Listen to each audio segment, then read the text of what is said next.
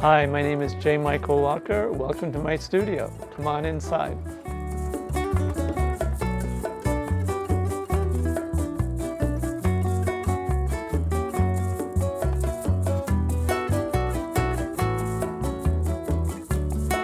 So my studio is a converted garage in our house here in Montecito Heights. And here in the corner I have a lot of my completed work that's rolled up. It's all drawings and paintings on paper, and then also paper waiting to be painted and drawn on.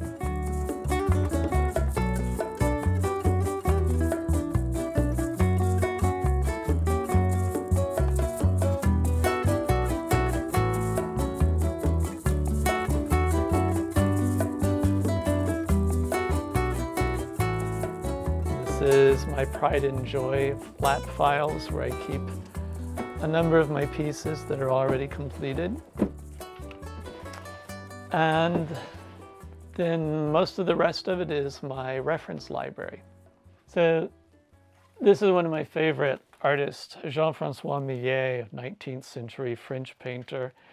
And I love his depictions of people, what we would call, quote unquote, the common people. These were day laborers who had the jobs that kept the world going.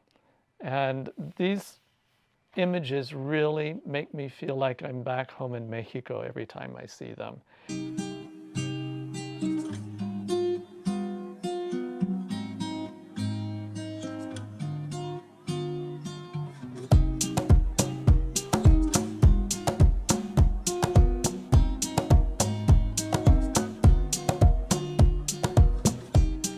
I love illuminated manuscripts. This is a book on the Book of Hours. This is actually the first book of the maybe 100 books I have that I acquired on illuminated manuscripts.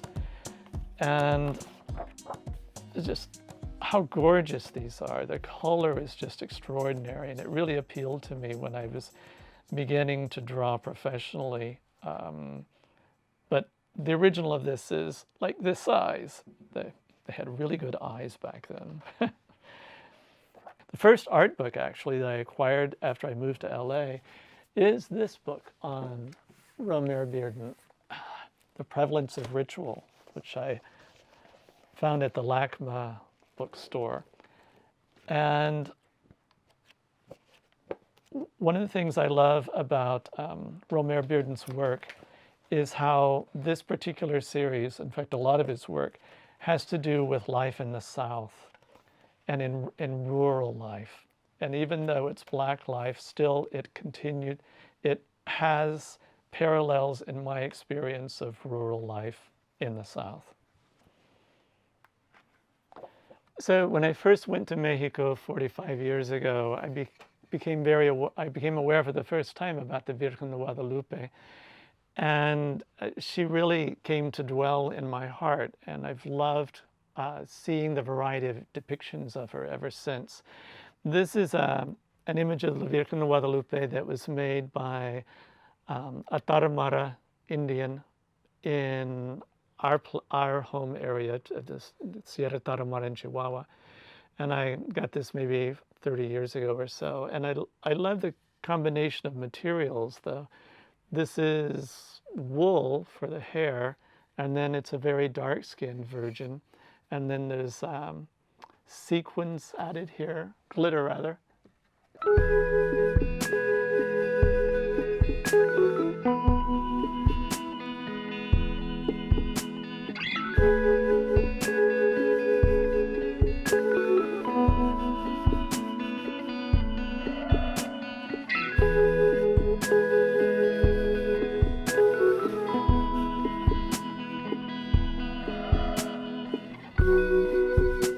So among the sacred relics we have here is this particular little book.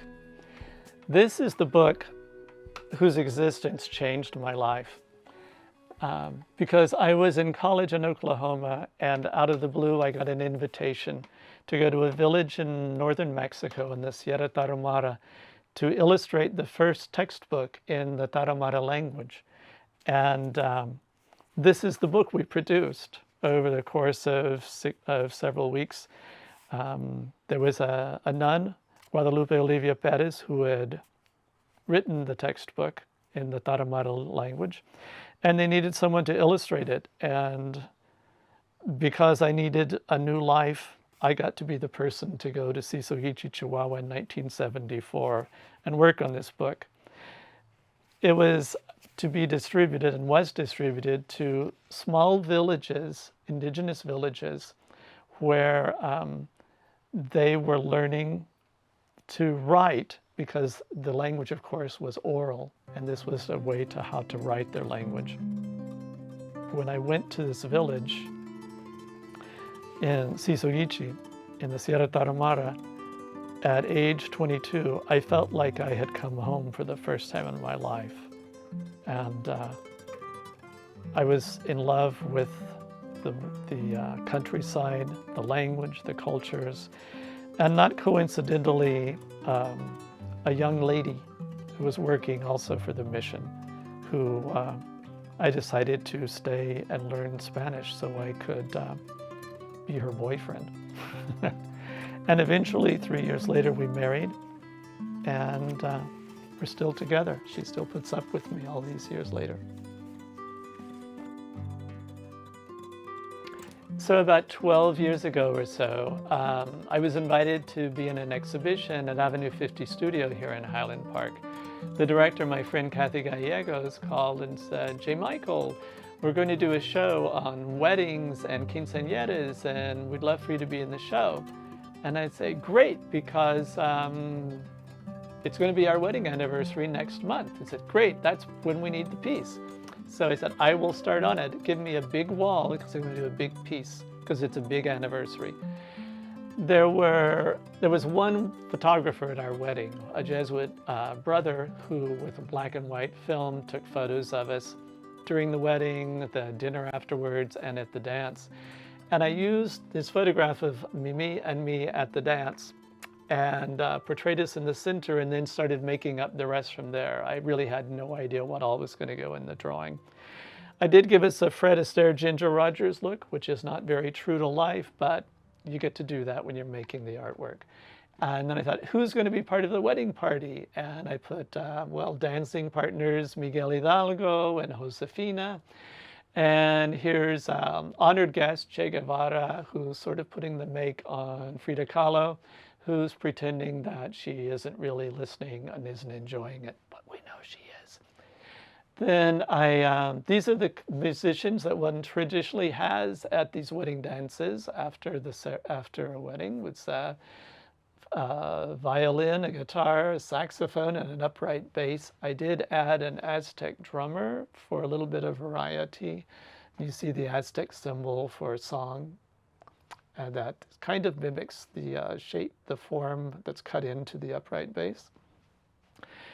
A handful of Tarahumaras are hanging out watching the festivities. And here's a borracho who's trying to engage one of the Tarahumara men in conversation. He's being studiously ignored. There are other details. This is the church where we were married in Bocoina, my wife Mimi's home village, built in the late 18th, early 19th century.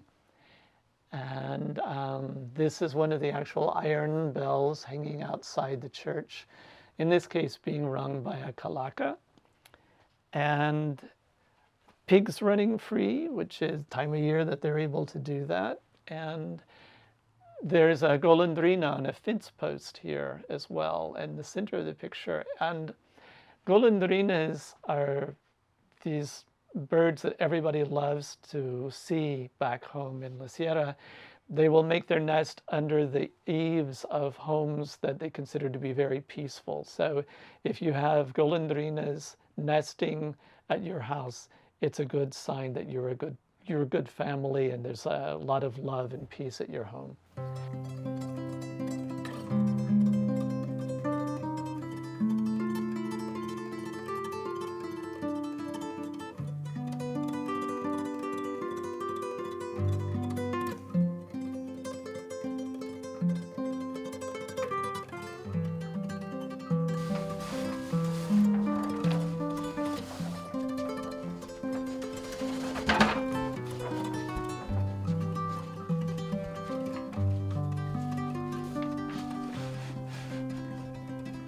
what I've discovered belatedly after many years of doing portraits is that almost all of my portraits are either of brown or black people. They're either Latino or they're people of the African diaspora. It's something that happens subconsciously. It's just, and it's probably something that's part of my worldview and my politics and my social attitudes. But they're always, and I want to underscore this, they're always portraits of people who I know, people who I've interacted with, and people who've given me permission to take their photograph and depict them. They're never people who I just invent off the top of my head or find online or National Geographic or something. They're always people who I've met and know. And I think that that's important. It's an important integral part of my art, that I'm only portraying people with whom I've interacted.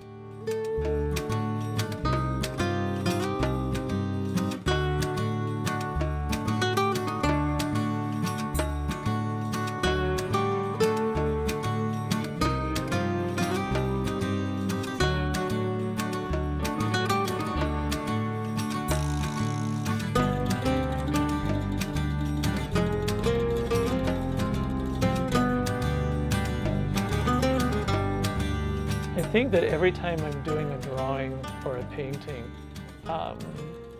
the colors select themselves. I don't, in fact, one of my theories I've stated any number of times is that I try to stay out of the process of doing my work as much as possible. I like to be absent as much as possible. The color choices are ones that, in my mind, the image itself calls out for that color, calls out for those color choices.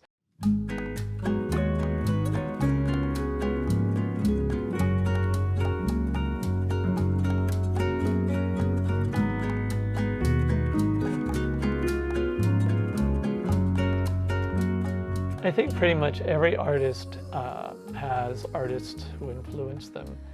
And as I think my extensive art library, reference library implies, there are a lot of artists who I've looked at over the years and who speak to me in different ways and at different periods. There are some artists, I remember like around the time that I first went to Mexico back in 1974, I was looking a lot at Modigliani and Chagall. Those were two artists who very much were influencing me. It's changed. Peter Bruegel has been an artist with whom I felt a kinship forever since I first discovered him in the 70s. I'm really attracted to and find appealing and influential the artists known as the Flemish Primitives, which would be Hans Memling, Gerard David. The name's not going to come out to me right now, but these would be 15th century Flemish painters. And I was introduced to Romare Bearden when I first moved to LA in the 1970s, and I just fell under his spell. I don't consider my work to be directly influenced by his work, but I do feel that there is an echo of his work in some aspects of what I create, and some of his approach and subject matter, as well as stylistic and attitude towards subjects. I also absolutely adore the artist of the Mexican, what used to be called the Mexican colonial period, the Mexican viceregal period. The art that was produced after the horrific clash of cultures occurred in the 16th century, early 16th century. So the artist Miguel Cabrillo, mi tocayo, one in particular, Miguel Cabrera, and any number of artists from that period. I have a large number of books of that period that I use as reference. And there's another project that I'm very, that I feel really good about. It's called Bodies Mapping Time. And this is a project that I didn't go looking for, but it just began out of happenstance and has evolved. It's they're nude photographic portraits of women. They're collaborative photographic portraits. Each woman, and I don't use models, I don't pay anyone, nor do I charge for the photographs. They're women who are at a point in their lives where for one reason or another they would like to see what they look like apart from their self-image, how they can be viewed.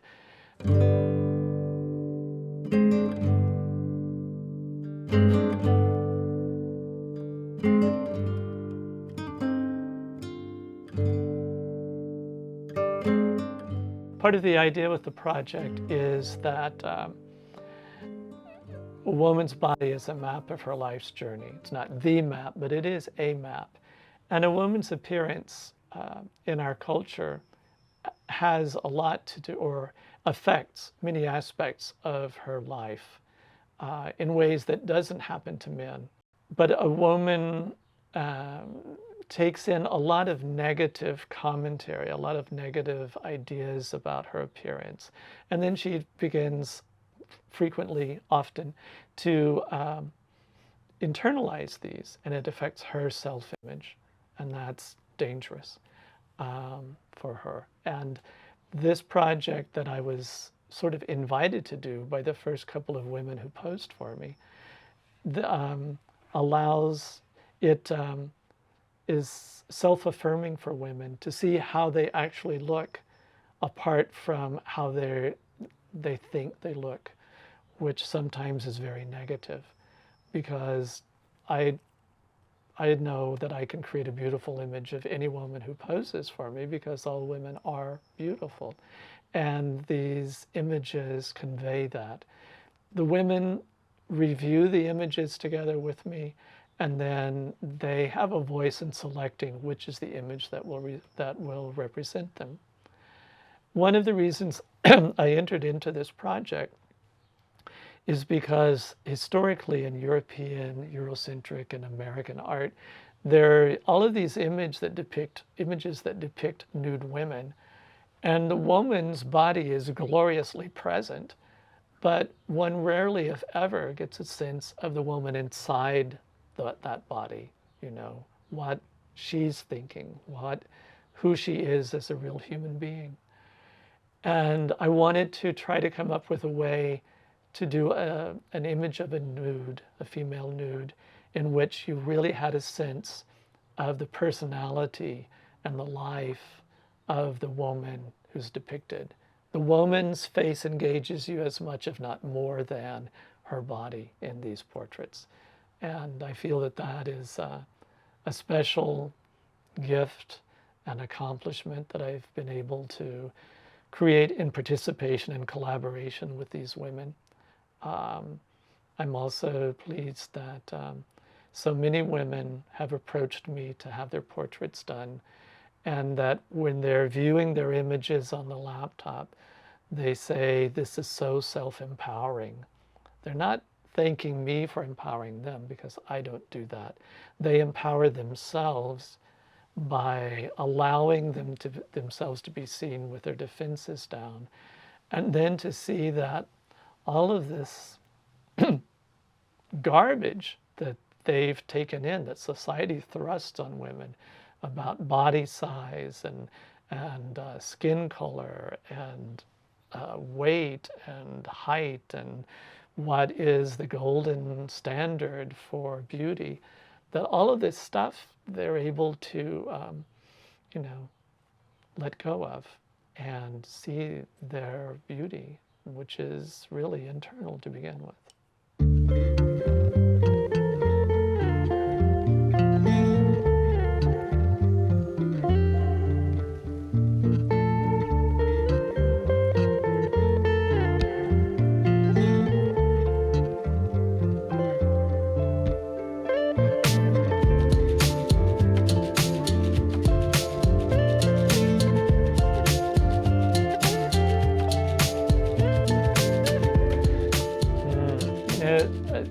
self-help graphics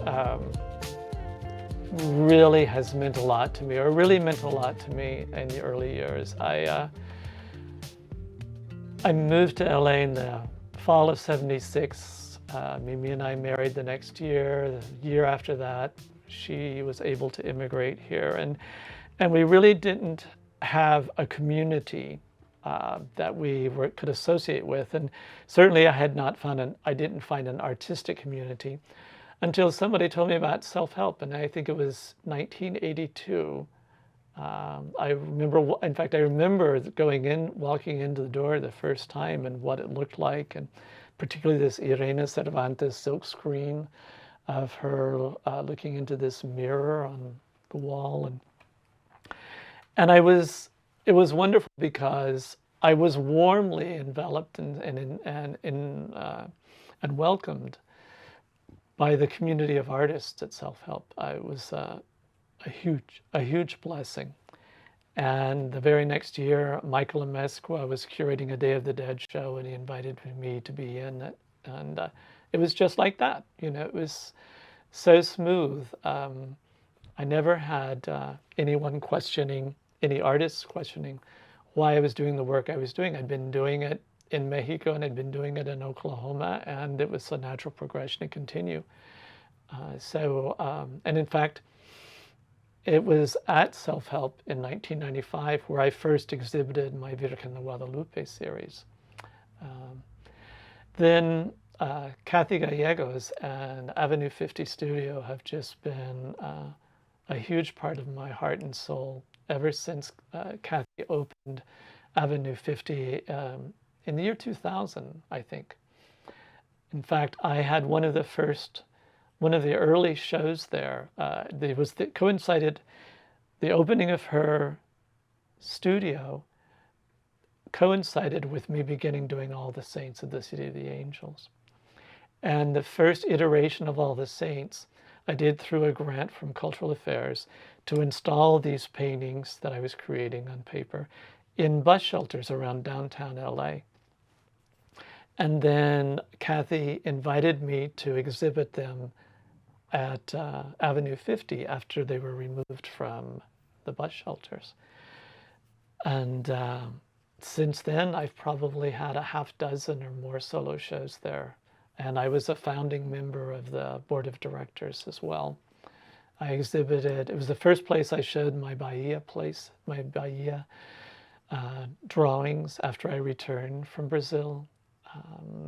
First place I showed Bodies Mapping Time was also at Avenue 50. But also I've seen Avenue 50 has just been really important in the exhibition of artists of color.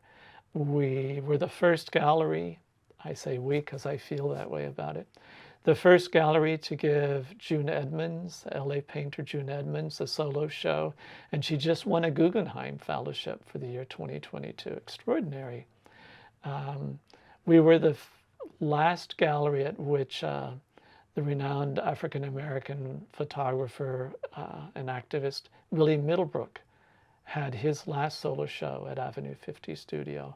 And any number of dozens and dozens, probably hundreds of artists have exhibited there over the years. It really is a huge part of the culture and of my career. Plaza de la Raza is another place. I've always felt like it is this underappreciated and underutilized gem in Los Angeles. That's GEM, it's this jewel. And every time there's a celebration there, it feels like, Mexico has landed in LA once again. It's renacido, no? It's just beautiful. And the work that it's done with youth, both in music, in theater and drama, and in the visual arts is really remarkable. I also remember historically that Plaza de la Raza had a solo show of paintings by Frida Kahlo 30 years ago. I could not believe it. Going into that boathouse gallery, and here were original Frida Kahlos, any one of which is worth tens of millions of dollars on the walls of the Boathouse Gallery. Same is true of Siqueiros. There was a solo show of Siqueiros' paintings there. It's an amazing place. A real treasure.